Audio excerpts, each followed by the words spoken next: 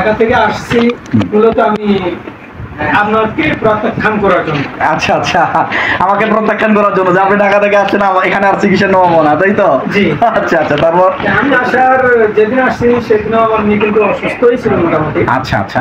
এবং আমি আসার পরে আমাকে ঠিক মতো চিনতে বা আমাকে আমার মেয়ে আমাকে যতটুকু না ভালো জানে ভালো বুঝে আমাকে সারা মানে এক মুহূর্ত তার ভালো লাগার কথা না, সেখানে আমাকে চিনতেই সে জানি পারতেছিল না বা আমার ডাক সারা এরকম ভাবে সে দিচ্ছিল না, সমস্যা ছিল জ্বর, মাথা উঠে না, শরীর মানে অস্থির। আচ্ছা, মোট কথায় স্মৃতিশক্তি ওরকম ভালো ছিল না। স্মৃতিশক্তি ভালো ছিল না, ভুলে গেছিল। হ্যাঁ, আচ্ছা, ভুলে গেছিল। এবং আমার মেয়ে তো 5 ওয়াক্ত নামাজ পড়ছিল, মাদ্রাসা পড়ছিল, মাদ্রাসায়ও থাকার অস্থিরতা, মাথায় থাকতে পারতো না, অস্থিরতা কাজ করতো। পরে আল্লাহর রহমতে এখন তো সুস্থ।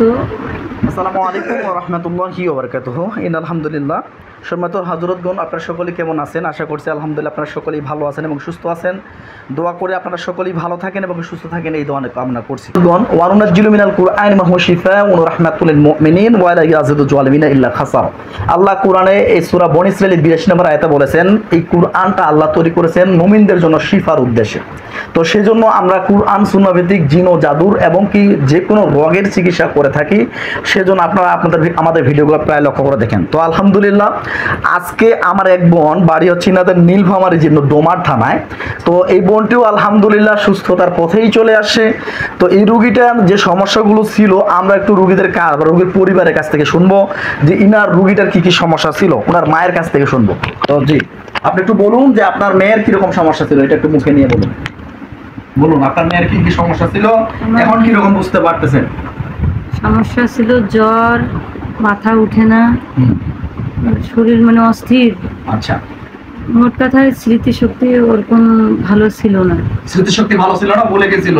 হ্যাঁ, আচ্ছা, ভুলে গেছিল। এবং আমার মেয়ে তো 5 ওয়াক্ত নামাজ পড়ছিল, মাদ্রাসা পড়ছিল, মাদ্রাসায়ও থাকার অস্থিরতা, মাথায় থাকতে পারতো না, অস্থিরতা কাজ করতো। পরে আল্লাহর রহমতে এখন তো সুস্থ। অনেকটা ধরতে গেলে অনেকেই অনেক 100% 80%ই সুস্থ। আচ্ছা, আলহামদুলিল্লাহ 80%ই সুস্থ। আপনি এখন তাহলে সুস্থ মনে করতেছেন? যে আচ্ছা দেন ইনশাআল্লাহ। জি, আপু তোমার নাম কি? আমিরাতুন তাসনিম। এখন তোমার কিরকম লাগে? আলহামদুলিল্লাহ। এখন আলহামদুলিল্লাহ ভালো লাগতে না? তুমি যে এখানে আসছিলে 1 মাস আগে, তোমরা আসছিলে 14 তারিখ 7 মাস 25 সালে 25-এ আসলে 14 তারিখে আসছিলে, 7 মাসের 14 তারিখে আসছিলে। তো তুমি যে আমার এখানে আসলে, তোমার কি মনে আছে? আসার কথা মনে নাই, যাওয়ার কথা একটু একটু মনে আছে। একটু মনে আছে, হ্যাঁ, কিন্তু সম্পূর্ণ মনে নাই না। আচ্ছা, ঠিক আছে। তো হযরতগণ, বিশেষ করে এই রোগীটার আমরা সমস্যা পেয়েছিলাম, এর স্মৃতিশক্তিটা দুর্বল হয়ে গেছিল।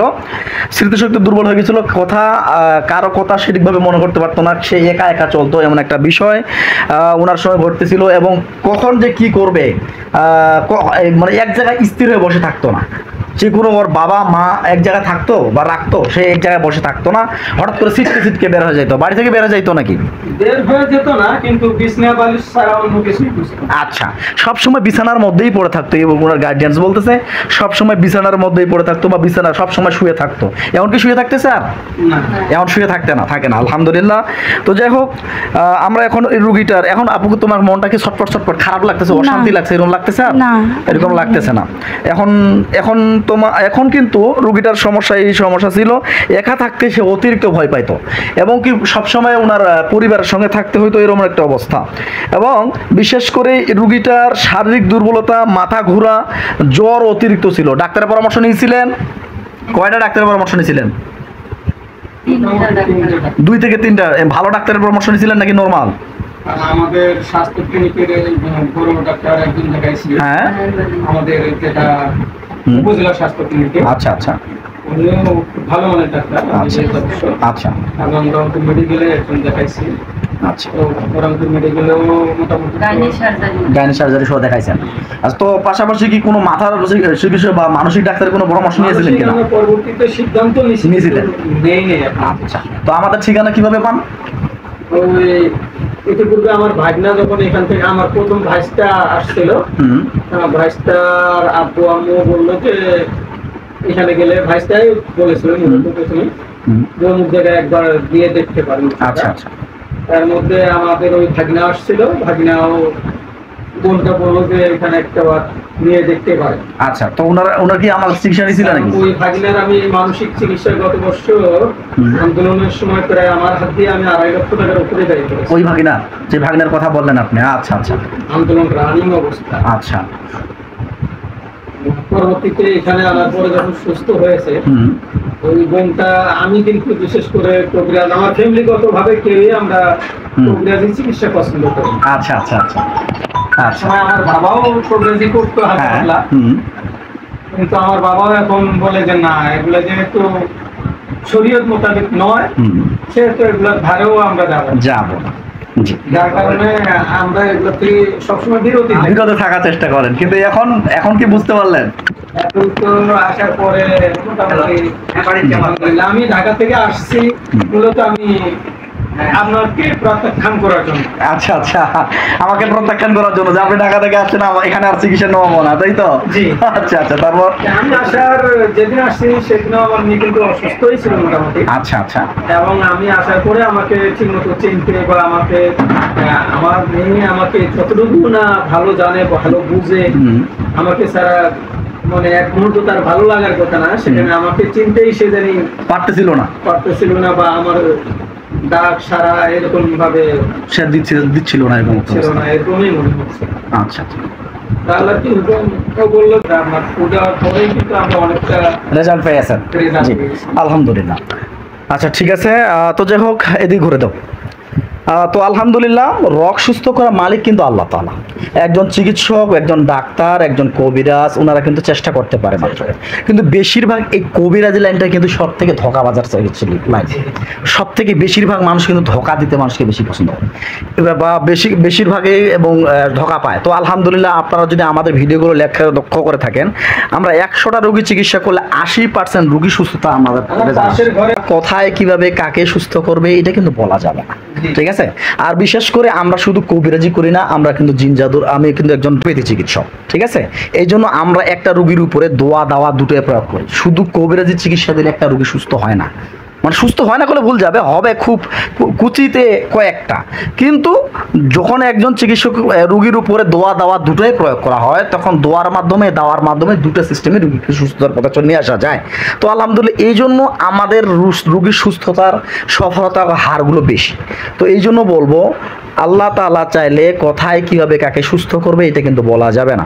তো ইনশাআল্লাহ আপনার রোগীর সুস্থতার পথে চলে আসছে, এবং এখন কিছু হালকা সাইড ইফেক্টস দেখা দিয়েছে, যেগুলো ওর ঘোলা দেখতে পাচ্ছে, এটাও ইনশাআল্লাহ ক্লিয়ার হয়ে যাবে, এটা আমি আল্লাহর কাছে আশাবাদী। কিন্তু যদি এরকম সমস্যা অতিরিক্ত হয়ে যায়, ক্লিয়ার যদি না বুঝতে পারেন, তাহলে আমি আপনাদেরকে বলবো চক্ষু বিশেষজ্ঞ ডাক্তারের পরামর্শ নেওয়ার জন্য, ঠিক আছে? চক্ষু বিশেষজ্ঞ ডাক্তারের পরামর্শ নেবেন, তাহলে ইনশাআল্লাহ ওর ঘোলাটা দেখাটা বন্ধ হয়ে যেতে পারে।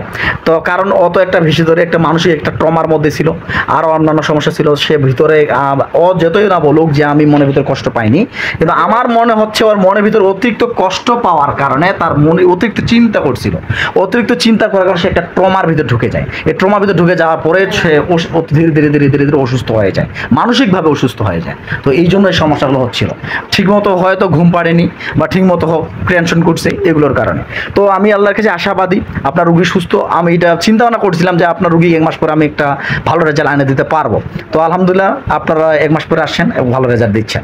তো এবং যেগুলো সাইটের সমস্যা দেখা দিয়েছে এগুলো ক্লিয়ার হয়ে যাবে ইনশাআল্লাহ, এবং 5 থেকে 7 দিনের মধ্যে ওর যে গোপন সমস্যাটা এটাও ক্লিয়ার হয়ে যাবে, এটা আমি আল্লাহর কাছে আশাবাদী। তাই তো যাই হোক, আমিও বারবার বলবো, প্রতিটা রোগীদের জন্য বলবো, এবং কি প্রতিটা যারা মুদাব্বিরি করতেছেন, রোগীর চিকিৎসক করতেছেন, তাদের জন্য বলবো, বেশিরভাগ এই কবিরাজি লাইনটা কিন্তু সত্য ধোঁকাবাজের লাইন। অনেক কবিরাজেরাই কিন্তু বেশিরভাগ রোগীদেরকে মিথ্যা কথা বলে প্ররোচনা করে ফেলে। আমরা চাই সেই ব্যক্তিদের ক্ষেত্রে বিরত থাকার জন্য, কারণ একটা রোগীকে যেন আমরা সুস্থ করতে পারি এই লক্ষ্যটাই আমাদের থাকতে হবে। সবার কাছে দোয়া চাই আমার এই বোনটি যেন সুস্থ হয়েছে, আরও যেন পরিপূর্ণ সুস্থ হয়ে যায়, এই দোয়াই কামনা করে আজকে এখানে সমাপ্ত ঘোষণা করছি। আসসালামু আলাইকুম ওয়া রাহমাতুল্লাহ। আল্লাহ হাফেজ।